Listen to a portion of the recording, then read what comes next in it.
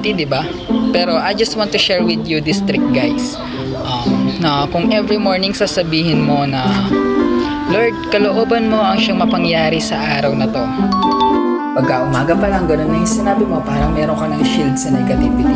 I-hit ka man ng kung ano-anong problems, depression, or stress sa araw na yun, paliwala. Alam mo bakit? Kasi ikaw mismo, alam mo sa sarili mo na it's all in His hands. God is in control. Siyempre, si Lord yan, hindi naman niya hahayaan na mapahamak ka o magkaroon ng mga bagay na ikakasama mo. Minsan, sa sobrang dami ng dumarating na problema at stress, hindi na natin ay papagpasalamat pa sa umaga na nagising tayo. Ba't ko ipapapasalamat sana naging hotdog na nga lamang ko sa rip sobrang dami ng problema at stress? Oo, aminin natin kung minsan mahirap, pero kung iisipin mo, yung ibang tao willing magbayad ng milyon-milyon, matugtungan lang yung buhay nila. Makasama lang nila na matagal yung kanika-nila pang mga pamilya. And yes, kung minsan ako-question natin sa sobrang dami ng problema, asan ba yung Diyos? May Diyos ba talaga? Everything happens for a reason. Hindi iaalaw ng Lord mangyari ang mga bagay-bagay sa bawat araw nang wala lang.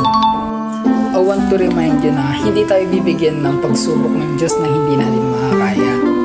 Laging may purpose. It's all part of the process. Part ng growth yan. Kung yung halaman na kinakailangan din ng ulan, hindi lang puro araw.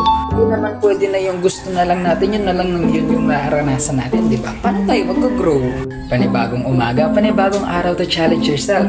It's another opportunity to become a better version of yourself than who you were yesterday.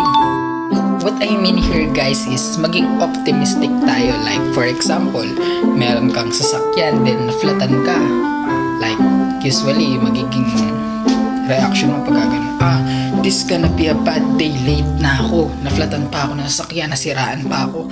Pero nakalimutan mong ipagpasarap na, thank you pa rin kasi may sasakyan ka. Ganon. Like, yung iba, wala sila naglalakad lang or nagbibisikleta pupunta sa trabaho. Yung buhay na meron ka na pinapangarap lang ng iba. Why I'm saying this nga ba? Kasi if you want to achieve more in life, you should be grateful on what you have right now. Matuto ka munang i-appreciate yung mga maliit na bagay na meron ka sa ngayon.